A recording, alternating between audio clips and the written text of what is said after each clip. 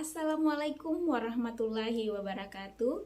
Perkenalkan, nama saya Bidan Risma. Saya merupakan salah satu mahasiswi S1 Kebidanan di Universitas Megabuana Palopo. Pada kesempatan kali ini, saya akan membagikan sebuah video edukasi yang berjudul Diagnosis Banding dan Alur Rujukan. Video ini dibuat sebagai salah satu tugas di mata kuliah praktik kebidanan yang diampuh oleh Ibu dosen Rismawati SST MKes. Mari kita simak bersama videonya.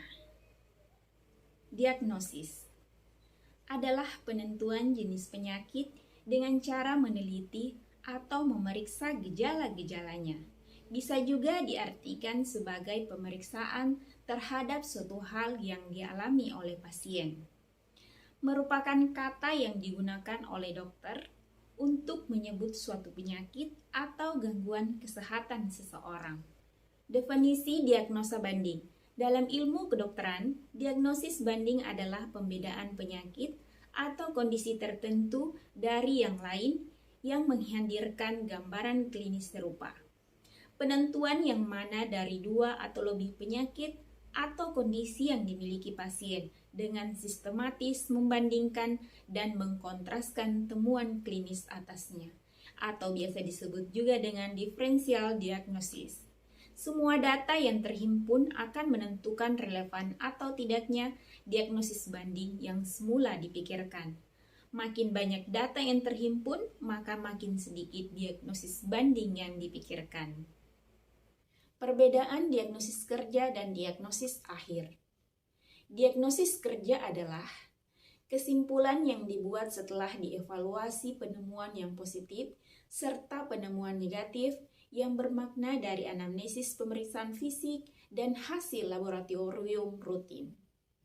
Sedangkan diagnosis akhir adalah kesimpulan akhir tentang penyakit yang dirumuskan berdasarkan data yang diperoleh dari anamnesis, pemeriksaan fisik, pemeriksaan penunjang, dan pengamatan perjalanan penyakit selama pasien dirawat di rumah sakit. Contoh diagnosis: anamnesis, nyeri perut bagian bawah yang biasanya muncul dan hilang tiba-tiba, nyeri perut yang tiba-tiba memberat yang dapat disertai dengan pingsan. Nah, dari anamnesis di atas, apa kira-kira diagnosis banding yang dapat ditegakkan? Maka dibutuhkan pemeriksaan lebih lanjut untuk menegakkan sebuah diagnosa. Alur rujukan kebidanan. Konsep dasar rujukan. Rujukan kebidanan adalah suatu pelimpahan tanggung jawab baik atas kasus atau masalah kebidanan yang timbul.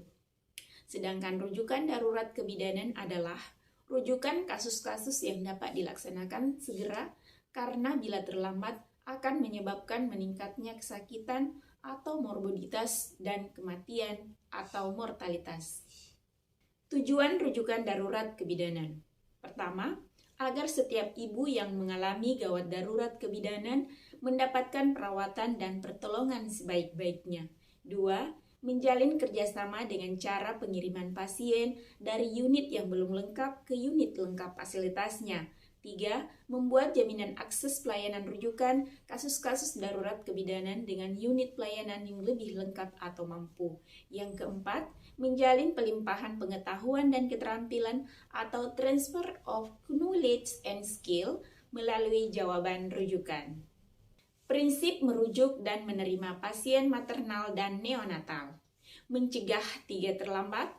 Yang pertama, terlambat mengenali tanda bahaya kehamilan dan persalinan sehingga terlambat mengambil keputusan. 2. Terlambat sampai ke fasilitas rujukan.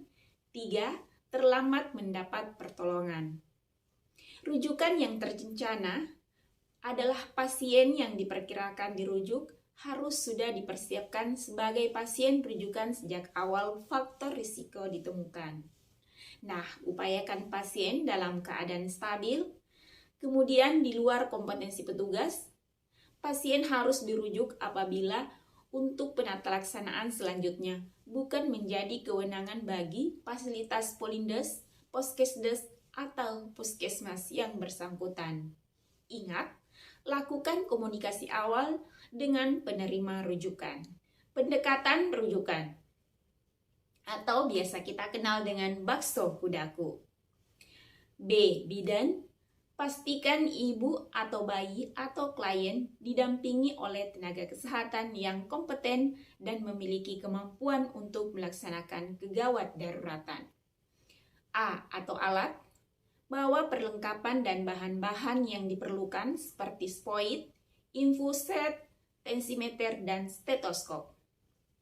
K. Atau keluarga.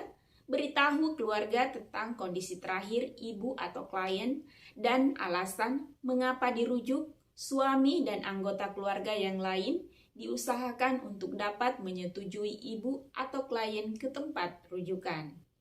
S. Atau surat. Beri surat ke tempat rujukan yang berisi identifikasi ibu atau klien, alasan rujukan, uraikan hasil rujukan, asuhan, atau obat-obatan yang telah diterima oleh ibu atau klien. O. Atau obat. Bawa obat-obat esensial yang diperlukan selama perjalanan merujuk. K. Atau kendaraan. Siapkan kendaraan yang cukup baik untuk memungkinkan ibu atau klien dalam kondisi yang nyaman dan dapat mencapai tempat rujukan dalam waktu yang cepat. U. Atau uang. Ingatkan keluarga untuk membawa uang dalam jumlah yang cukup untuk membeli obat dan bahan kesehatan yang diperlukan di tempat rujukan. Dan yang terakhir, DA atau darah dan doa. Bidan wajib menyampaikan informasi ke tujuan rujukan. Yang pertama, sebutkan siapa kita. 2. Informasi detail yang relevan tentang pasien. 3. Masalahnya apa? 4. Apa saja yang sudah diberikan atau dilakukan untuk mengatasi masalah? Yang kelima, apa yang masih dibutuhkan? Sekian dan terima kasih. Semoga video edukasi ini bermanfaat untuk kita semua. Akhir kata, wabillahi taufik, wassalamualaikum warahmatullahi wabarakatuh. Sampai jumpa di video berikutnya.